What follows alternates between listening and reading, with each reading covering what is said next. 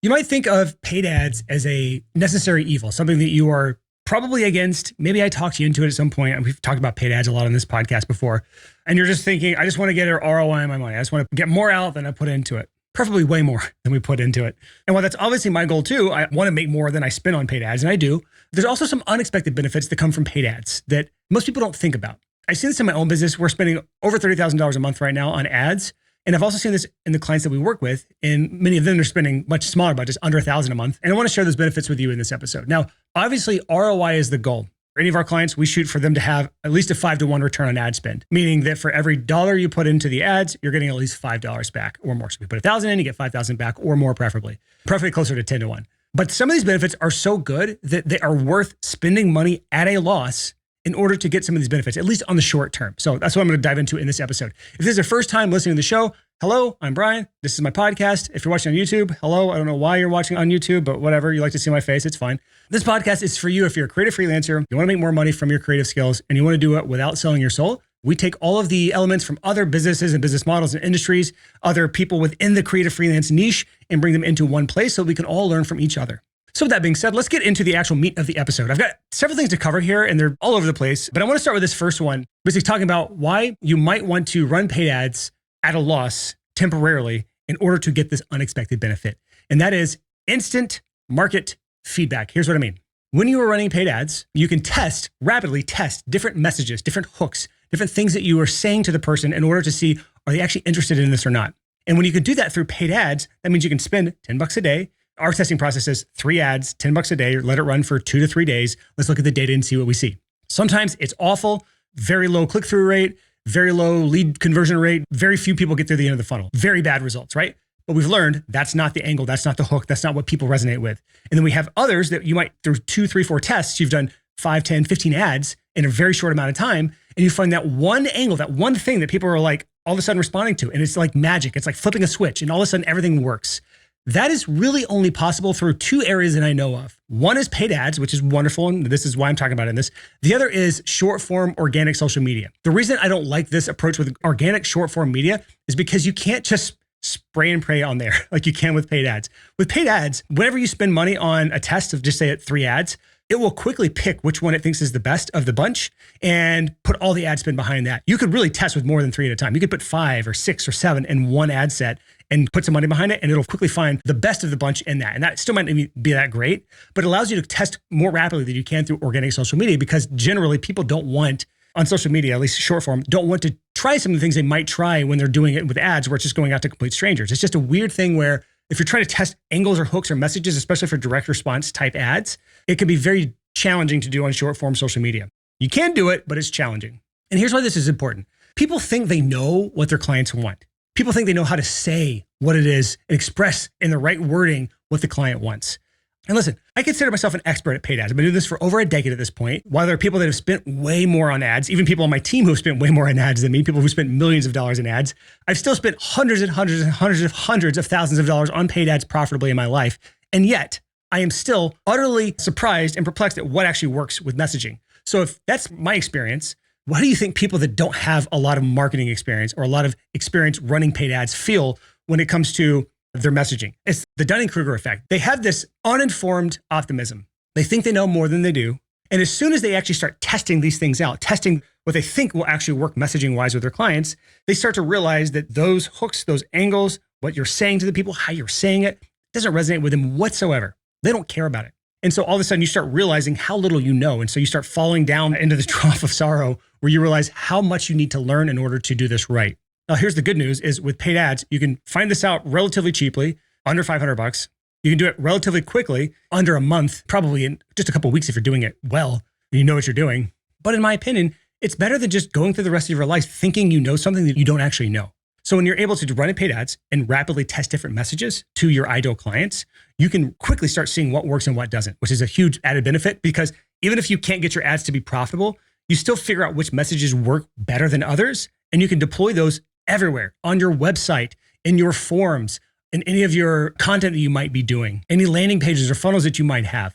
You can take all those learnings and put them everywhere. That's why it's worth doing this even at a loss for a short amount of time, to take those learnings and deploy them in your entire business. Now, there's another benefit with this kind of fast feedback loop that you don't think about. It's not just front-end messaging with ads and hooks and angles and just a lot of that's just like marketing speak stuff, but it matters for every freelancer out there because communicating what you do, how you do it, what's the process, maybe the benefits, who else have you done it for? These are just basic things you have to be able to express to your clients or your potential clients in order to get them to trust you over the other freelancer out there, especially the more button seat you are where it's a commoditized service. But there's another benefit here that you don't really think about when it comes to rapid instant market feedback, and that is getting on a lot of sales conversations with people. You can rapidly improve your sales process through paid ads because you're getting on lots and lots and lots and lots of sales calls, potentially. And with you getting on lots and lots and lots and lots of sales calls, I think our record from one of our clients is they got on 40, 45 sales calls in a month, some ridiculous number like that. That's what he wanted. I don't think most freelancers want to do that, but he wanted to do this because he wanted to learn. Every single sales call he got on, and he would have 1 to 2 a day. He would go through his process, go through his sales outline that we helped him craft. He would figure out what worked, what didn't work. He would revise it, and he would try it again for the next call. And he had all these lined up back to back to back. So how much better do you think his sales process was in his ability to turn strangers into clients after doing 40 sales calls in a row in a month period? Probably a lot better. But not only that, the sales process is more than just the sales call, the sales conversation. A lot of it's in the follow-up. And freelancers are notoriously bad about following up with people because they don't want to bother them. And I understand that. You can feel your emotions will tell you, I don't want to look desperate or I don't want to bother them. In reality, they just forgot about you. Or they got other things going on in their life, especially B2B, where you're working with other businesses, business owners, people in departments who have other teams that they're managing. They got a lot of stuff on their mind and a lot of stuff on their plate. When you follow up with them, it's just like, oh yeah, I need to get back to them about that project, right? It's super simple. But with paid ads, when you were paying for those leads and those leads are sitting in your inbox or your CRM and you're looking at them and you're thinking, I paid for those. I need to follow up with those. The mere fact that you're like, damn it, I paid for those leads. I'm going to get my money's worth out of those leads makes you follow up more with those leads. So that's another added benefit when it comes to improving your sales process, and being able to test different follow-up approaches is awesome as well. Because most freelancers, you might get 2 or 3 good inquiries a month, maybe 4 or 5 if you're lucky. That doesn't leave much room for testing. That leaves a lot of room for desperation. And one other area you can get instant market feedback, or close to instant, is with all these sales calls that you're doing and improving your sales process. It also allows you to do pricing testing. There's something called price elasticity. And that is, there's an upper limit to how high you can go on your rates in your given market based on your quality of work, whatever other competitors are charging. There is some upper limit in your market. It's somewhere between $1 and $10 billion, right? At a certain point, you're going to hit this number where nobody's saying yes, or the conversion rate drops off a lot. For your business, it might be you're charging $5,000 now. And on the next call, you try $6,000, then you try $7,000, you try $8,000. You realize between $7,000 and $8,000 is the point where people are dropping off, getting a lot of excuses or a lot of pushback or a lot of objections. But at $6,000 or maybe at $7,000, I'm not getting those objections. I'm not getting as much pushback. So that's the area that I'm going to stick for now. And when you start getting comfortable selling that price over and over and over again, you try that test again, because many times we're not able to close our clients at the higher price because we don't believe in ourselves that we're worth that much.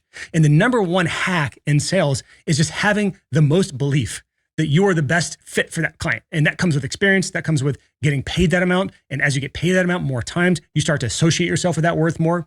And again, I'm tying this back to paid ads because with paid ads, you can generally get more book calls, have more conversations, have more time to test these sorts of things. And that leads me to some other unexpected benefits. Your ability to have confidence in your pricing. Knowing you have 5 more sales calls this week, or in our case, we'll have like 25 or 30 more sales calls this week to go to, it means you'll stay rock solid on your pricing. You're not going to haggle with someone. When you give out a price, you're not going to have this horrible urge in the pit of your stomach to throw out a lower number just to try to close the client. We've seen lots of people with that feeling. One of the things we train our clients on is talk money on the call. If you've listened to this podcast for a while, you know this. But when you tell the price, say the number and shut the fuck up. And so, Mr. Client, this is what we're going to do. This is how I think it's going to go. And the price for that's going to be $7,000. And just let that silence sit until they talk. And it sounds stupid, but this is not like some psychological warfare you're doing with your client. It's honestly to keep you from backing down, allowing you to take the time to read the client. How's their response? Do you feel like they had sticker shock, like they're surprised in a bad way, surprised in a good way? Maybe you undershot yourself. But confidence in your pricing only comes with experience. And that experience for many people only comes when you have enough prospects coming in the door to have these conversations with. This is obviously tied to more clients, which is kind of like the traditional thought, oh, I want to spend money on ads so I can get more clients. But the unexpected benefit here is just having the confidence in your pricing because you've had so many at-bats, right? Here's another unexpected benefit of paid ads. Higher perceived authority. I almost didn't put this in here, but this is something I've seen in myself, and this may not be as relevant to people at lower ad spends. But I do think this is relevant for people who do this consistently over time. Because I've seen many times people see me in public and recognize me. not in like just the general public, like out downtown Nashville or anything, but like in niche settings where I'm around other creatives or freelancers, people will recognize me. This happened in my co-working space the other day. People will say, dude, I've seen your ads for like the last 3 years. Tell me about what you do. Like stuff like that. And not only that, but I've also been invited to be on podcasts from people that have seen my ads over and over and over again. So there is some perceived higher authority when people see you on their newsfeed through paid ads over and over and over again, especially if you've been doing it consistently. Because I know myself, if I see someone's face on paid ads for months or years, I know they're crushing it because I know how much they're likely spending in order to be in my feed that often for that long of a period of time. Here's another unexpected benefit. Paid ads are something you can dial up or dial down whenever you need it. It's like a water faucet. Whenever you're in a famine season, maybe there's a drought, right? Being able to turn on a water faucet to water your plants, that's a good thing, right? And when it's raining a lot outside, turn it down, turn it off, right? Just in your own business, many freelancers, they go through these up and down feast or famine cycles. And generally, when you're in a feast, you're loving it. You're just eating it all up. You're getting tons of clients and you're happy and you're making tons of money. And then you're on a famine. And generally, when you're in a famine, most freelancers have no idea what to do. You're just hoping it goes away at some point. And that's where we get a lot of our clients is people that are in their current famine right now, and they have no idea what to do and how to change it. And they're hoping we have the answer. And we generally do. Not for everybody, but we do for most people. Paid ads are a wonderful thing to dial up during those famine seasons and then dial back whenever you're booked solid, when there's too many things going on, right? And there's not many other avenues of getting clients consistently that is possible. For example, if you're doing content marketing or doing social media marketing or something like that, or doing a podcast like this, generally, if you're booked solid, your only option is to just stop doing it altogether, which kind of kills all your momentum. With paid ads, you can just cut it off in an instant, cut it back on. There are some consequences when it comes to Meta's AI learning algorithm and finding the right pocket of people to send your ads to, but it's a pretty minimal curve. It's like maybe a week to ramp you back up. But here's the biggest, most unexpected benefit of paid ads that I think people are going to be interested in. And that is you're going to see that those famine periods just start to go away. It takes time. You'll have feast or famines running paid ads, especially early on. But if you do this consistently over time, those are going to largely disappear. And here's why. When you're in a feast period, it's generally because you're getting referrals, you're getting word of mouth, you're getting clients coming back to you, right? When it rains, it pours, they say, right? So you get a lot of it at the same time. And then when you're in a famine period, it's because you're just not getting as many referrals. You're not getting that many clients, right? But when you're doing paid ads and you're ramping that part up during the famine periods, you're getting more clients. And that starts to snowball because those clients you got through that famine period, through these paid ads, those clients are now referring other clients to you. They're part of your referral network. And they're also coming back to you again and again. If you have a service that needs something more than one time, or you have multiple services you can sell to that client. Not only that, but the byproduct of paid ads, the waste, if you will, is you've built a mailing list. And also you have all of those unclosed leads in your CRM. Those people who have inquired, maybe had a sales call, but they didn't close for whatever reason. They weren't ready yet. They didn't have the budget yet. You close more of those over time. We get another 50% of our clients from any given month over the next year. Meaning if we got 10 clients in January, we'll get another 5 over the next 12 months. From those leads and those book calls that we paid for in January, we'll close 10 in January and we'll get another 5 or more sometimes over the next 12 months. And we do that because our follow-up game is strong. We practice what we preach. We follow up until they say yes, they know, or one of us dies, right? We have an email list that we nurture them through. We have a podcast that we nurture them through. If you're watching or listening to this right now, this is part of the long-term game I'm playing. Maybe you're listening right now because you found us through a paid ad months ago or years ago, and you're still listening, you're still watching. One day, maybe you'll pay me to help you with client acquisition. People just get into your orbit and they stay there through paid ads. And those people that are in your orbit is what allows you to get more referrals, more repeat clients that just does away with the feast or famine period. And the difference between my business and most freelance businesses is that my business is very scalable. We have multiple coaches. We have multiple people taking the sales calls. We have a whole team of people, 8 people at this point, and we're still growing. We're hiring right now. And so there's not a real true upper limit as to how big we can get. However, most freelancers, you're going to fill up your schedule, fill up your roster, and that's that. So with me, I'll keep spending more on paid ads. With you, at a certain point, you'll dial back your paid ads and it's only supplementing what you're currently doing. And eventually you may not need it at all because you have so many clients and referrals that you're able to just cut it off completely. And that's great. But this is ultimately about refilling that cup up. Over time, clients naturally move on to other people or they lose interest in whatever it is that you help them with. Happens in music production all the time. The band breaks up, right? So if you never fill up your cup with new people, new clients, new people refer people to you, if you never refill that cup, then you're going to start shrinking as a business. And we see this all the time. People that peaked at a certain point and they start trailing off. What's happening? What do I do? Paid ads are a wonderful way to refill that cup. We have a very big cup here at Six Figure Creative. We have tens of thousands, maybe 100,000 plus people on our email list. We have thousands and thousands of what I call sales leads, maybe 10,000 at this point, people who have inquired about working with us, hiring us. We get hundreds of applications a month thousands a year. And that leads me to kind of like a final unexpected benefit is just this predictability and stability. The reason this is unexpected is because I didn't realize how stable and predictable paid ads were until I saw a big business on the opposite side of things. People who didn't do paid ads, but they did all organic. It was an acquaintance I met at an event. It was one of the Alex Hormozi events. He was doing 3 or 4 million a year. And the problem was all his clients were coming through organic social media, actually organic YouTube. And while that's great because he doesn't have to pay any money for that, it's just literally whatever his video production cost might be for that, which is probably in the low thousands a month, if that. He essentially has no cost associated with his marketing, which is amazing. But the downside of that is it's really hard for him to scale his team out. As the business gets clients, they come in waves, big fluctuations, big ups and downs. He can't hire a team out accurately and predictably figure out when he should hire because he might have long periods where the videos are not doing great and then have one massive viral video that blows the business up. And he's had to let people go because the business wasn't doing so great. And then the viral video shot his business right back up and he had to hire new people rapidly. That's very challenging. Hiring is one of the most difficult things I do in this business. It's the most time consuming, mental consuming. And so that's an unexpected benefit is with paid ads, I'm able to scale in a very stable, predictable manner that allows me to grow my team in a natural way. Now, for most freelancers, that's not that big of a deal. It's not something you're looking to do. But for my agency owner listeners right now, if you're trying to grow an agency and you're getting clients through organic social media, or you're doing YouTube, or you're doing podcast, or you're doing referrals only, anything that's not stable and predictable, that you can literally turn into a clear inputs output scenario.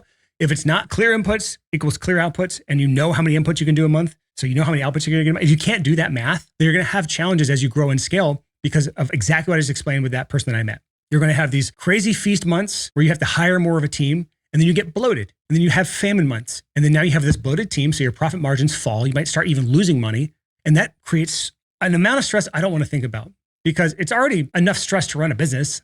It's not like it's completely stress-free, even for me, as if I'm like some crazy example of an unstressed business owner.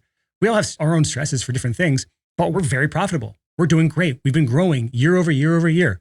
I don't want to take that sort of business and then throw the added pressure of low profit margins and then even negative margins because I'm relying on an unstable source of clients. I don't want to deal with that.